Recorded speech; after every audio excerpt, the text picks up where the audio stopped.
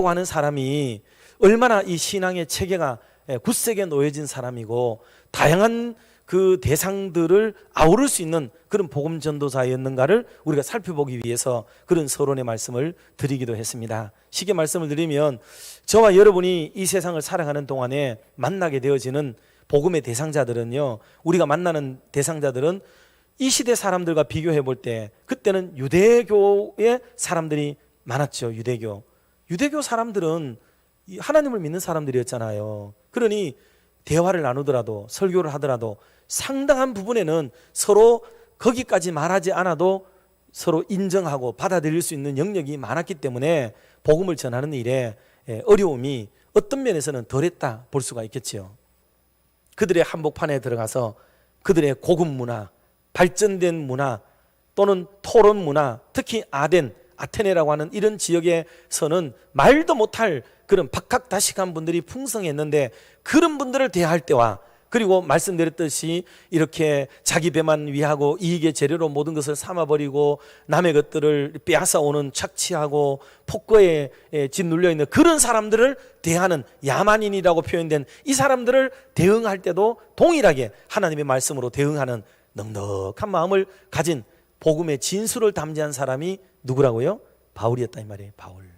그러니 복음 전도자는 그런 마음을 가져야 되는 것이고 그러기 위해서 우리는 성경도 읽어야 되고 말씀도 잘 들어야 되고 그렇게 해야 되는 거죠. 그래서 여러분 제일 잘하는 방법 중에 하나가 어떤 것이냐면요, 공부거든요. 공부.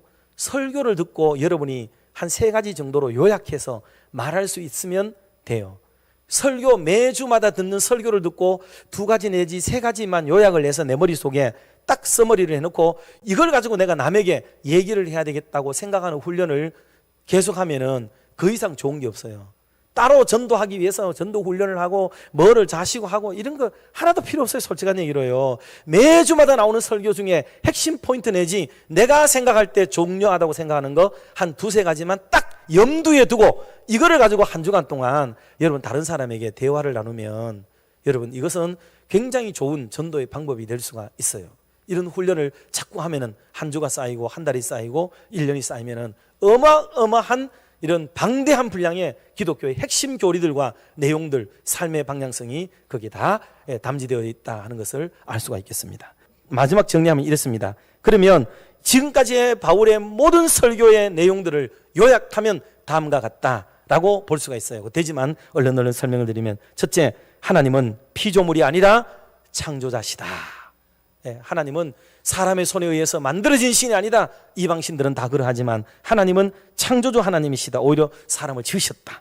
또 2번째로 하나님은 역사를 인도해 오셨다. 우리가 주장한 것처럼 보이고 또 다른 신들이 이루어진 것처럼 보이지만은 실상은 하나님이 우리 역사의 주인공이시고 이끌어 오신 배우의 존재이시다 하는 걸 얘기했고요. 3번째, 하나님은 인간이 본능적으로 하나님을 찾도록 만드셨다. 그래서 빛이 없는 가운데도 그렇게 더듬어 하나님을 찾도록 하나님이 만드셨어요. 그런데 우리는 하나님께로 더듬어서 찾아가야 되는데 그 더듬어 찾는 것을 자꾸 이방신, 다른 사신, 우상, 그릇된 사람, 물질, 물체 이런 거를 찾아가서 섬기게 되는 어줍지 않은 마음이 되었는데 그 원인은 하나님이 그를 찾아오도록 만든 사람에게 종교심을 심어준 때문이다.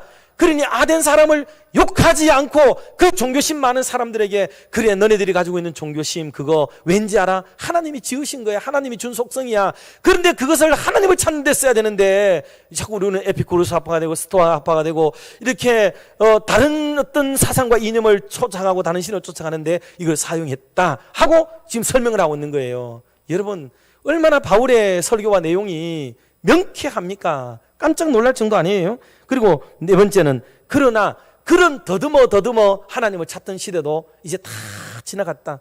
여기까지가 구약 시대예요. 다 지나갔다. 이제는 하나님이 선명하게 알 수 있도록 우리에게 만들어 주셨다. 그게 바로 뭐냐? 예수 그리스도의 출현, 예수님의 오심으로 이제 아들을 본 자는 아버지를 본 자가 되었고 그리고 아들에게 함께 지내는 사람은 아버지의 일에 관여하게 되는 그런 일이 되어져서 이 아들을 통해서 하나님을 만나게 되고 하나님의 일에 관심을 갖게 되어진 이 사건을 설명하면서 예수 그리스도가 이 자리에 짠 하고 나타나도록 만드는 기가 막힌 변증으로 여러분 이게 방향이 싹 선회가 돼요. 그리고 지금까지 사람들에게 없는 사상, 그리고 다른 종파가 가지고 있는 잘못된 사상을 교정을 해주죠. 그 두 가지가 뭐냐면, 하나는 심판의 날이 다가오고 있다 하는 거예요. 심판의 날. 이거는 사두개파를 비롯해 가지고 부활과 그리고 천사가 없다고 믿는 그런 파들에 대한 정면 도전이기도 하죠. 심판이 있다. 죽음으로 끝나는 게 아니다. 그러니 한 번 죽는 것은 사람에게 정한 이치요, 그 후에는 심판이 있으리라는 이 말은 단순히 나온 말이 아니라 그 시대 사람들의 사상과 이데올로기가 어떠했는지를 보여주는, 그래서 그것을 강변하기 위해서 하는 말 한마디가 심판이 있다는 말이에요. 심판이 있다는 말. 여러분, 이 말은 단순히 심판이라는 두려운 일이 있다는 말이 아니고, 죽음으로써 모든 생애가 끝난다고 믿는 사람들에게 경종을 울려주고 그렇지 않다는 것을 강조하는 때 사용되어지는 표현이라고 봐야 되겠습니다. 자, 이것은 스토아 철학, 에피쿠로스 학파처럼 가지고 있는 단점을 완전히 묵살시켜버리고, 마지막 6번째가, 이 모든 일들이 알고 싶으냐? 왜 어떻게 이루어진지 알아? 이것에 대한 확증이 뭔지 알아? 그게 바로 예수 그리스도가 죽었다가 부활한 거야.